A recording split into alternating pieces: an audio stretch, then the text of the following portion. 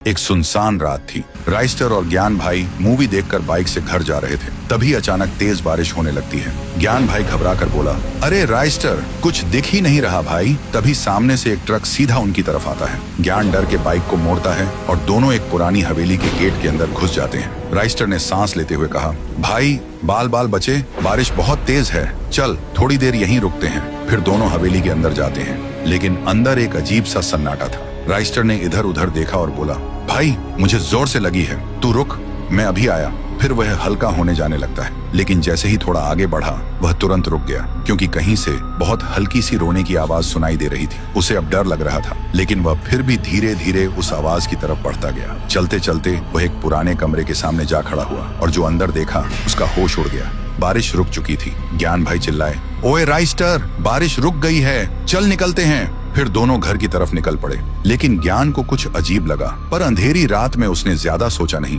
अगली सुबह गांव में मेला लगा था, सब मस्ती में थे। तभी वहां हाथ में एक तलवार लेकर राइस्टर आया और सीधा लोगों पर टूट पड़ा। एक एक को तलवार से काट रहा था। गांव में भगदड़ मच गई, हर तरफ लोग मरे पड़े थे। उधर ज्ञान भाई न्यूज देख रहा था। राइस्टर ने गांव पर हमला कर दिया। देखते ही वह चौंक गया और तुरंत बाइक लेकर तबाही वाली जगह पहुंचा। वहां का मंजर देखकर उसकी रूह कांप गई। राइस्टर लोगों को कैद करके रखा था और लोग चीख रहे थे।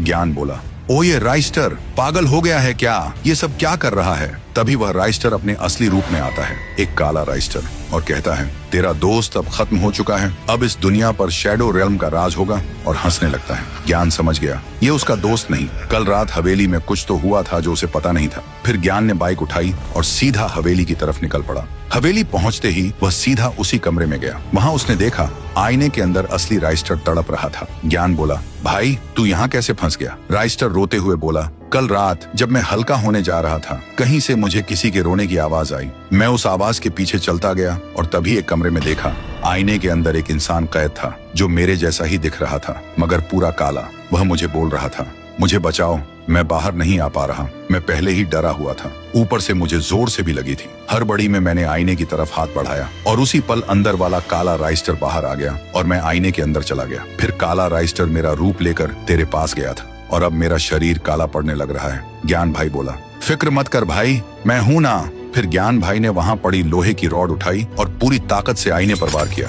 आईना टूट गया। गांव में काला राइस्टर चीखते हुए धुएं में गायब हो गया और हवेली में असली राइस्टर आईने से बाहर आ गया। वह हांफते हुए बोला, थैंक यू भाई, अगर तू वक्त पर ना आता मैं हमेशा के लिए उसमें कैद रह जाता। ज्ञान भाई मुस्कुराते हुए बोला, दोस्ती में थैंक यू नहीं बोलते भाई, चल घर चलते हैं, मुझे भूख लगी है। और इस तरह ज्ञान की होशियारी ने गांव और राइस्टर दोनों को बचा लिया।